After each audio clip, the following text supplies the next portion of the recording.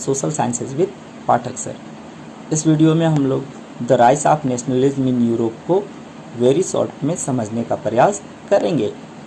तो जब हम इस लेसन को स्टार्ट करते तो सबसे पहले एक वर्ड जो है वो हिंट करता है बार बार, नेशनलिज्म। नेशनलिज्म मीन्स क्या होता है, मैंने आपको पहले ही बताया। नेशनलिज्म मीन्स होता है पैट्रियोटिक फीलिंग्स, मतलब अपने देश के प्रति प्रेम या आदर की भावना। ठीक है, तो ये जो नेशनलिज्म की फीलिंग थी वो यूरोप में डेवलप कैसे हुई इसको हम समझेंगे। तो जब हम यूरोप के बारे में पढ़ते तो वहाँ देखते हैं कि 1789 में एक रेवोल्यूशन हुई जिसे हम फ्रेंच रिवॉल्यूशन के नाम से जानते हैं। और सबसे पहला जो एक्सप्रेशन था नेशनलिज्म का हमें फ्रेंच रिवॉल्यूशन में देखने के लिए मिला। फ्रेंच रिवॉल्यूशन में क्या हुआ, फ्रेंच रिवॉल्यूशन जो फ्रांस के पीपल थे उन्होंने डिमांड करी कि जो मोनार्कियल फॉर्म ऑफ गवर्नमेंट है, जो किंग है, उसे क्या कर दिया जाए, रिमूव कर दिया जाए और वहाँ पे एक डेमोक्रेटिक फॉर्म ऑफ गवर्नमेंट को सेटअप किया जाए। मीन्स वहाँ पे एक इलेक्टेड गवर्नमेंट को सेटअप किया जाए। ठीक है, तो वहाँ पे लोगों के इस रिवॉल्यूशन के वजह से मोनार्कियल फॉर्म ऑफ गवर्नमेंट को हटाकर डेमोक्रेटिक फॉर्म ऑफ गवर्नमेंट को सेटअप कर दिया गया। कब, 1789 में। ये जो आइडिया थी फ्रांस की आर्मी चाहती थी कि उसे यूरोप के अन्य भी रीजन में क्या किया जाए, स्प्रेड किया जाए। इसके लिए जो फ्रांस की आर्मी थी वो दूसरे देशों में नेशनलिज्म के आइडिया को स्प्रेड करने के लिए चली गई। इसका एडवांटेज उठाया किसने, नेपोलियन ने। हम देखते हैं कि 1804 टू 1815 का जो एज था उसे हम नेपोलियनिक एज कह सकते हैं। मतलब फ्रांस में 1804 से 1815 तक नेपोलियन ने रूल किया। ठीक है, उसने क्या किया, उसने जो डेमोक्रेटिक फॉर्म ऑफ गवर्नमेंट थी उसे रिमूव कर दिया और फिर से दोबारा वहाँ मोनार्कियल फॉर्म ऑफ गवर्नमेंट को सेटअप कर दिया। लेकिन साथ साथ उसने एक कोड बनाया जिसे हम सिविल कोड के नाम से जानते हैं। उसे हम नेपोलियनिक कोड भी कह सकते हैं। क्यों, क्योंकि उस कोड को किसने फॉर्म किया था, नेपोलियन ने। तो नेपोलियन ने एक कोड बनाया जिसे सिविल कोड कहते हैं। उसमें उसने कुछ बहुत ही अच्छे प्रपोजल दिए सिटीजन्स के लिए। क्या थे वो प्रपोजल, पहला था इक्वलिटी बिफोर लॉ, कि अब फ्रांस में जो भी रूल बनेगी वो सभी लोगों के लिए इक्वल होगी, means single law for everyone. दूसरा उसने क्या किया, राइट टू प्रॉपर्टी, फ्रांस के लोगों को उसने राइट टू प्रॉपर्टी दिया। तीसरा, abolition of feudal system, France में फ्यूडल सिस्टम चलता था और उसने फ्यूडल सिस्टम को क्या कर दिया, एबॉलिश कर दिया, वहाँ पे बैन कर दिया। ठीक है, फिर हम आगे देखते हैं इसके बारे में, यूरोप के सोसाइटी के बारे में। तो यूरोप की सोसाइटी मोस्टली पहले दो पार्ट में डिवाइड हुआ करती थी। एक को बोलते थे एरिस्टोक्रेसी और दूसरे को बोलते थे पीसेंट्री।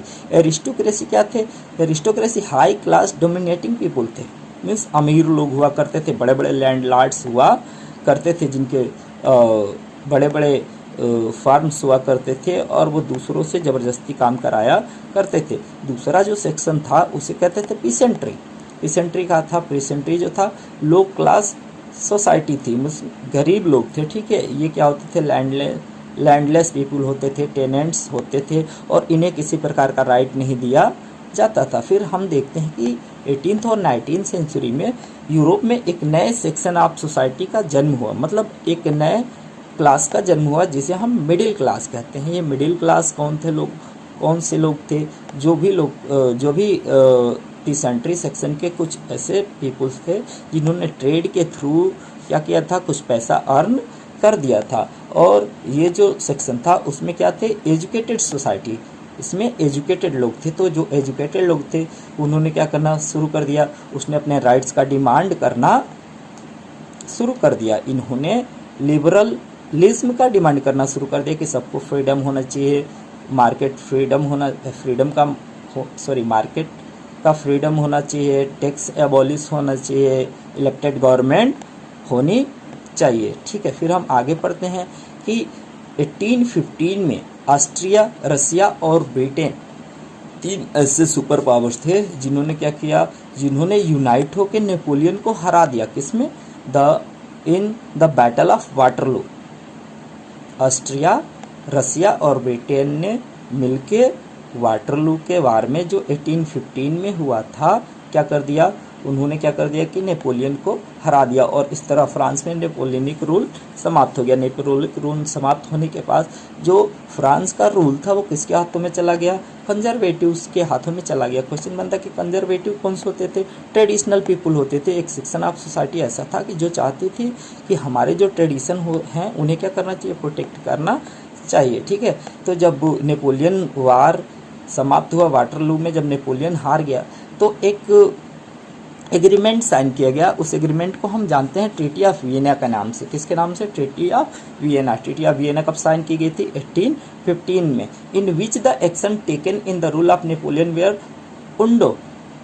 जो भी नेपोलियनिक रूल में डिसीजन लिए गए थे, जो भी रूल रेगुलेशन बनाए गए थे, उन्हें फिर क्या कर दिया गया? पुराने ट्रेडिशनल रूल से रिप्लेस कर दिया गया। ठीक है, तो जब ऐसा हुआ, जब कंजर्वेटिव रूल हो गया तो एक और सेक्शन ऑफ सोसाइटी है जिसे हम कहते हैं रिवोल्यूशनरी। तो रिवोल्यूशनरी मीन्स जो ट्रीटी ऑफ वियना हुई, ट्रीटी ऑफ वियना को अपोज करने के लिए रिवोल्यूशनरी अराइज हुए, मतलब कुछ लोग यूनाइट होना शुरू हो गए। They form some secret society, और उन्होंने क्या करना शुरू कर दिया? सीक्रेट सोसाइटी को फॉर्म करना शुरू कर दिया है। जैसे एग्जाम्पल के लिए बात करें कि जो सीक्रेट सोसाइटी थी उसका एग्जाम्पल है, एक रिवोल्यूशनरी था, इटालियन रिवोल्यूशनरी था, मतलब इटली का एक रिवोल्यूशनरी था जिसका नाम था गिसेपी मैज़नी। और गिसेपी मैज़नी ने क्या किया था? 2 सीक्रेट सोसाइटी को फॉर्म किया था। एक का नाम है यंग इटली और दूसरे का नाम है यंग यूरोप। इसके बाद हम देखते हैं कि जब रिवोल्यूशनरी अराइज होने लगी तो हर जगह पे क्या होने लगा? डेमोक्रेटिक गवर्नमेंट का डिमांड होना शुरू हो गया। तो उसमें सबसे पहले हम देखते हैं ग्रीक वार ऑफ इंडिपेंडेंस। अगला जो हमारा टॉपिक है ग्रीक वार ऑफ इंडिपेंडेंस। ठीक है, for the unification of Greece, Greek war took place in 1821। कह रहे कि ग्रीस के इंडिपेंडेंस के लिए 1821 में ग्रीक वार लड़ा गया। क्या लड़ा गया? Greek war. कब लड़ा गया? 1821 में। किस लिए? यूनिफिकेशन ऑफ ग्रीस, ग्रीस को यूनिफाई करने के लिए। War got supported artisan, poets and west European. यह जो वार था उसमें आर्टिसंस ने भी सपोर्ट किया, जो पोएट्स थे उन्होंने भी सपोर्ट किया, और जो वेस्ट यूरोपियन पावर्स थे उन्होंने भी सपोर्ट किया। फिर क्या हुआ कि इस वार को एक एग्रीमेंट के थ्रू समाप्त किया गया, और उसे हम क्या कहते हैं? उसे हम बोलते हैं ट्रीटी ऑफ कॉन्स्टेंटिनोपल। ठीक है, एक एग्रीमेंट साइन हुआ, ठीक है, ग्रीस में, जिसे हम ट्रीटी ऑफ कॉन्स्टेंटिनोपल के नाम से जानते हैं। और ये एग्रीमेंट 1813 में साइन किया गया, और इस तरह से क्या हो गया? ग्रीस जो था वो यूनिफाई हो गया। फिर हम देखते हैं कि जो यूरोप के लोग थे उन्होंने कहा कि केवल साइंस और रीजन्स के थ्रू नेशनलिज्म को डेवलप नहीं किया जा सकता। मतलब कि केवल मैथ्स साइंस के थ्रू या पढ़ाई के द्वारा जो है वो जो नेशनलिज्म के आइडिया है उसे स्प्रेड नहीं किया जा सकता। A cultural movement was rejected that nationalize by the science and reasons. एक कल्चरल मूवमेंट हुआ जो रिजेक्ट करता था कि साइंस और रीजन के द्वारा नेशनलिज्म लाया जा सकता है। उसे क्या कहा गया? रोमांटिसिज्म। क्या कहा गया? Romanticism. It introduce nationalism through art, music and love. Romanticism में क्या हुआ? आर्ट के थ्रू, म्यूजिक के थ्रू और लव के थ्रू नेशनलिज्म को डेवलप करने का प्रयास किया गया। ठीक है, फिर हम आगे देखते हैं कि 1830 to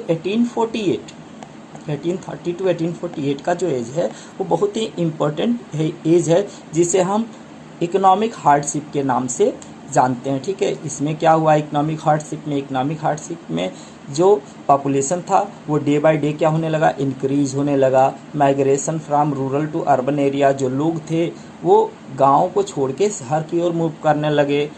पॉवर्टी इंक्रीज होने लगी। अनएम्प्लॉयमेंट इंक्रीज होने लगा। प्रोडक्शन जो था वो डिक्रीज हो गया था। क्रॉप्स कभी फेल्योर हो जाते थे, और कभी वेदर कंडीशन ख़राब होने की वजह से प्रोडक्शन जो था वो पॉपुलेशन के साथ कंपेयर नहीं हो पाता था। और इस एज को 1830 to 1848 के एज को इकोनॉमिक हार्डशिप के नाम से जानते हैं। People started protest which resulted into the formation of Republic government. अब लोग क्या करने लगे, लोग प्रोटेस्ट करने लगे। क्यों? क्योंकि वो मानते थे कि जो भी प्रॉब्लम्स हो रही है इसका जिम्मेदार कौन है, राजा है। तो उन्होंने क्या किया, वहाँ पे एक रिपब्लिक गवर्नमेंट को फॉर्म किया। तो इस तरह से क्या हो गई, इस तरह से ग्रीक जो था वो इंडिपेंडेंट हो गया। ठीक है, आगे हम पढ़ेंगे unification of Germany, Italy and Britain. ठीक है, तो सबसे पहले आते हैं यूनिफिकेशन ऑफ जर्मनी में। तो जब हम यूनिफिकेशन ऑफ जर्मनी को देखते हैं तो यहाँ एक नाम आता है ओटोमान बिस्मार्क। ठीक है, ओटोमान बिस्मार्क जो थे वो क्या थे, वो चीफ मिनिस्टर थे रसिया के। ठीक है, उन्होंने क्या किया, उन्होंने 3 बार लड़ा। कितने बार लड़े? जर्मनी के यूनिफिकेशन के लिए ओटोमान बिस्मार्क ने 3 बार लड़ा, और उस बार को जीतने के बाद जो जर्मनी थी वो यूनिफाई हो गए। दूसरा है unification of Italy. Unification of Italy हम देखते हैं कि इसमें बहुत सारे जो थे रिवोल्यूशनरी, बहुत सारे पीपुल्स थे, उनका कंट्रीब्यूशन था। मेन कौन थे? पहले थे गिसिपी मैजनी। गिसिपी मैजनी के बारे में मैंने आपको बताया था, इन्होंने सीक्रेट सोसाइटी को फॉर्म किया था। दूसरे थे गिसिपी गैरिबल्दी, इनके बारे में भी आपको बताया है। और केवर, इन तीनों ने मिलकर क्या किया, इटली को यूनिफाई किया। इन्होंने रिवोल्यूशन किया और उस रिवोल्यूशन के थ्रू जो इटली थी वो यूनिफाई हो गई। अगला हम पढ़ते हैं यूनिफिकेशन ऑफ ब्रिटेन। तो यूनिफिकेशन ऑफ ब्रिटेन को हमने देखा कि यह एक स्ट्रेंज केस था। ब्रिटेन में यूनिफिकेशन के लिए कोई लड़ाई नहीं लड़ी गई। पहले जो ब्रिटेन हुआ करता था, इंग्लैंड, स्कॉटलैंड, आयरलैंड अलग अलग रीजन्स में डिवाइड था। इंग्लैंड जो था वो डोमिनेटिंग था। रीजन क्या था? क्योंकि इंडस्ट्रियल रिवोल्यूशन हुआ था, और इंडस्ट्रियल रिवोल्यूशन के वजह से जो इंग्लैंड था वहाँ पे इनकम बहुत ही अर्निंग बहुत ज़्यादा था। वो लोग धीरे धीरे अमीर होते जा रहे थे। फिर क्या हुआ, इंग्लैंड, स्कॉटलैंड, आयरलैंड तीनों ने एग्रीमेंट किया, और उस एग्रीमेंट के थ्रू जो ब्रिटेन था यूनिफाई हो गया। अगला हमारा टॉपिक है एलिगोरी। तो सबसे पहले जानना जरूरी है एलिगोरी होता क्या है। Story, poem or picture which can be interpreted the reveal hidden meaning. कि कोई भी स्टोरी हो, कोई भी पोएम हो, या कोई पिक्चर हो जो क्या देता हो, एक हिडन मैसेज देता हो। कोई स्टोरी हो, पोएम हो, पिक्चर हो, स्टैचू हो, ठीक है, जो क्या देता हो, एक हिडन मैसेज देता हो, इसे हम कहते हैं एलिगोरी। ठीक है, तो एलिगोरी का डेवलपमेंट भी फ्रेंच रेवोल्यूशन के साथ ही हुआ। ठीक है, हमने देखा कि वहाँ पे 19वीं सेंचुरी में जब नेशनलिज्म का आइडिया डेवलप हो रहा, तो वहाँ पे हमने देखा बहुत सारे सिंबल भी इंट्रोड्यूस किए गए, जैसे ब्रोकन चेन। ब्रोकन चेन एक सिंबल था, और ये क्या सिंबलाइज करता था? लिबर्टी को, ये फ्रीडम को सिंबलाइज करता था। दूसरा हमने यूरोप में देखा था राइजिंग सन। राइजिंग सन क्या था? यह एक सिंबल था किसके लिए? न्यू ईरा, कि हमें क्या करना चाहिए, एक नए ईरा में प्रवेश करना चाहिए। ठीक है, हमारा जो लास्ट टॉपिक है वो है इंपीरियलिज्म। इंपीरियलिज्म क्या है, सबसे पहले हम ये समझेंगे। The policy of expending countries power by use military और other means is called imperialism. Means अपने देश के आर्मी को यूज करके या दूसरे कोई मीन्स को यूज करके और किसी कमज़ोर कंट्री पे जो शासन होता है उसे हम इंपीरियलिज्म कहते हैं। अपने समझने के लिए हम उसे कॉलोनाइजेशन भी कह सकते हैं। ठीक है, तो इंपीरियलिज्म जो है 19वीं सेंचुरी में यूरोप में डेवलप होने लगा। ठीक है, the policy of expending country power use the military और other means is called imperialism. ठीक है, in the last year of 19वीं century nationalism started converted into imperialism. कह रहे हैं कि जब 19वीं सेंचुरी आया तो 19वीं सेंचुरी में जो नेशनलिज्म का आइडिया था वो किस में चेंज होने लगा? इंपीरियलिज्म में। अब क्या होने लगा था? अब एक देश चाहता था कि हमें अगर पावरफुल होना है तो हमें क्या करना पड़ेगा? दूसरे पे कंट्रोल करना पड़ेगा। और इस तरह से क्या होने लगा? पूरे यूरोप में पूरे वर्ल्ड में हमने देखा कि इंपीरियलिज्म का आइडिया डेवलप होने लगा। भारत पे जैसे हम देख सकते हैं कि ब्रिटेन का रूल था। ठीक है, तो वो इंपीरियलिज्म है। ठीक है, लास्ट जो हमारा टॉपिक है वो है द बल्कन। तो बल्कन रीजन जो है वो एक रीजन हुआ करता था जिसमें बहुत सारे देश होते थे, जैसे साइबेरिया, अल्बेरिया, वेनेजुएला, रोमानिया, ठीक है। तो बल्कन रीजन था वो अलग अलग एथिक्स और कम्युनिटीज़ में डिवाइड था। वहाँ कई भाषा के बोलने वाले लोग रहते थे, छोटे छोटे रीजन हुआ करते थे, और अपने पावर को एक्सटेंड करने के लिए वहाँ पे कंटिन्यूसली वार किया करते थे। यूरोपियन पावर्स ने देखा कि अगर इस टेरिटरी पे हम कंट्रोल कर लेते हैं तो क्या होगा, हमारे लिए बेनिफिशियल होगा। तो जो यूरोपियन पावर्स थे, जो सुपर पावर थे, उन्होंने क्या करना शुरू कर दिया, बल्कन रीजन पे अपना कंट्रोल करने के लिए स्ट्रगल शुरू कर दिया। और इसका रिजल्ट क्या हुआ, इसका रिजल्ट हुआ द फर्स्ट वर्ल्ड वार, जो हमें देखने के लिए मिला। ठीक है, तो यहाँ पे हमारा लेसन जो है वो समाप्त होता है। आपके जो डिस्क्रिप्शन बॉक्स है उसमें हमने क्या दिया है, उसमें नोट्स दिए हैं और कुछ होमवर्क दिए हैं कि आप इस लॉकडाउन में घर बैठे बैठे भी क्या कर सकते हैं, अपनी हिस्ट्री की नोट्स तैयार कर सकते हैं और हमारे द्वारा दिए गए क्वेश्चन को खुद सॉल्व करके आप प्रैक्टिस कर सकते हैं। ठीक है, अगर आपको हमारा ये वीडियो अच्छा लगा तो इसे आप ज़्यादा से ज़्यादा शेयर करेंगे, अपने दोस्तों को भी बताएंगे कि हमारे चैनल के माध्यम से क्लास 10th का कोर्स शुरू हो गया है। नेक्स्ट वीडियो में हम आप लोगों के साथ जियोग्राफी लेसन 1 को डिस्कस करेंगे। ठीक है, तब तक के लिए सभी लोगों